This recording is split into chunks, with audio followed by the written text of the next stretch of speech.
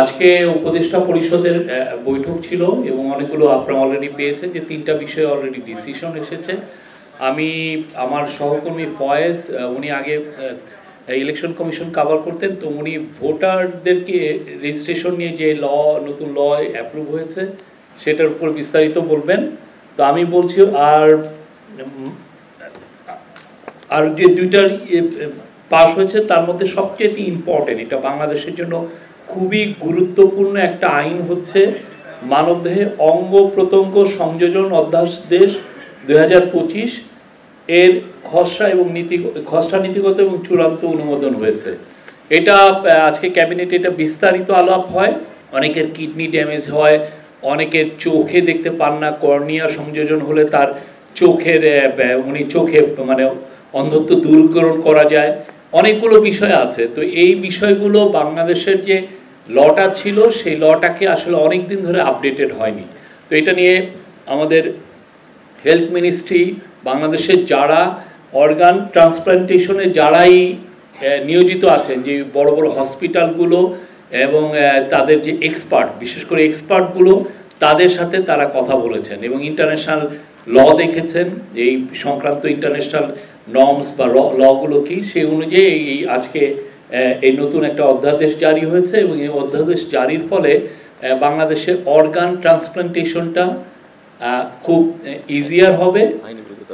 হ্যাঁ, এবং কিছু কিছু ক্ষেত্রে আগে যেমন দেখা যেত যে মানে ট্রান্সপ্লান্ট করার জন্য শুধুমাত্র খুবই কাছের, যে আপনি আপনার ভাই বোন বা বাবা মার থেকে নিতে পারতেন, এখন একটু এটাকে একটু এক্সপান্ড করা হয়েছে এবং এটা বাংলাদেশের জন্য আমরা মনে করি এটা একটা যুগান্তকারী একটা আইন। এবং আরেকটা হচ্ছে যে অনেকে তার দেহ দান করে যেতে চান, দেহ দান করলে এই কাদাভার এটাকে এই লাশ থেকে যে অর্গানগুলো কিভাবে হারভেস্টিং করা হবে বা এটা কতটা লফুল কিভাবে করা যাবে, সেই বিষয়গুলোও এই লতে আছে। এই লটা আপনারা এই হেলথ মিনিস্ট্রির সাথে কথা বলবেন, তারা আপনাদেরকে লর কপিটা দিবে এবং আপনারা দেখবেন যে এটা খুবই ইম্পর্টেন্ট এবং আমরা মনে করি এটা একটা যুগান্তকারী ল। আজকে আরেকটা বিষয় আছে, আমি তো ভোটার রেজিস্ট্রেশনের কথা বললাম, এছাড়া বিনিয়োগ বোর্ডের একটা ক্ষুদ্র একটা চেঞ্জ ছিল এটা সংক্রান্ত লয়ের। এটার ফলে যেটা হবে যে বিনিয়োগ বোর্ডে বাইরের থেকেও কিছু এডিশনাল কিছু রিক্রুটমেন্ট করা যাবে। আর এছাড়া গোপালগঞ্জ নিয়ে আজকে বিস্তারিত ক্যাবিনেটে বিস্তারিত আলোচনা হয় এবং ক্যাবিনেটের আলোচনার পরে আপনারা অলরেডি জেনেছেন যে একটা প্রোব কমিটি করা হয়েছে সিনিয়র সেক্রেটারি হোম মিনিস্ট্রির নেতৃত্বে, এছাড়া ল মিনিস্ট্রি এবং পাবলিক অ্যাডমিনিস্ট্রেশন 14 দিন তাদেরকে দেওয়া হয়েছে ইনভেস্টিগেট করে তাদের রিপোর্টটা চিফ অ্যাডভাইজারের অফিসে সাবমিট করবেন। এই ছিল, আমি আমার সহকর্মী ফয়েজ আহমেদকে দিচ্ছি। Thank you. আজকে উপদেষ্টা পরিষদের বৈঠকে ভোটার তালিকা সংশোধন অধ্যাদেশ 2025 এটা খসড়া এবং নীতিগত চূড়ান্ত অনুমোদন দেওয়া হয়েছে। এটা জাস্ট যে আইনি ব্যাখ্যাটা আছে, আমি ওই জটিল আইনি ভাষায় না গিয়ে আপনাদেরকে একদম সহজে বলি।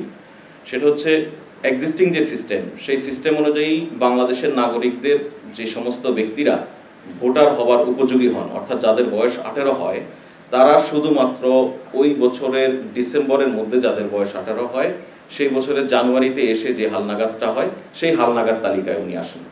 প্রতি বছর জানুয়ারির 2 তারিখে এই খসড়া তালিকা ইলেকশন কমিশন প্রকাশ করে এবং মার্চ মাসের 2 তারিখে চূড়ান্ত তালিকা প্রকাশ করে। তাহলে দেখা যায় যেটা যে পরবর্তী যে নির্বাচনটি অনুষ্ঠিত হয়, সেই নির্বাচন অনুষ্ঠিত হওয়ার আগে যে সমস্ত নাগরিকরা 18 বছর বয়সে পৌঁছান, অর্থাৎ ভোটার হওয়ার জন্য এলিজেবল হন, তারা ওই ভোটে ভোটাধিকার প্রয়োগ করার সুযোগ পান না, তারা এই তালিকা থেকে বাদ পড়ে যান। তাদেরকে পরবর্তী নির্বাচনের জন্য আবার অপেক্ষা করতে হয়।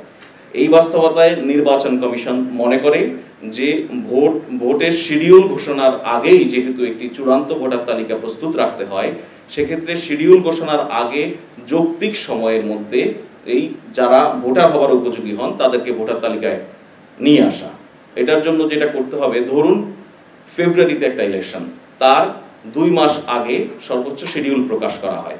সেই ফেব্রুয়ারি ইলেকশনের 2 মাস আগে বললে আমরা সর্বোচ্চ নভেম্বর, তার মানে নভেম্বর পর্যন্ত মানুষগুলি যারা ভোটার হওয়ার উপযোগী হন তারা ভোটাধিকার দেওয়ার সুযোগ পান না, বরঞ্চ তার আগের জানুয়ারিতে অর্থাৎ তার আগের বছরের ডিসেম্বর পর্যন্ত যারা 18 বছর হয়েছে শুধুমাত্র তারাই পান।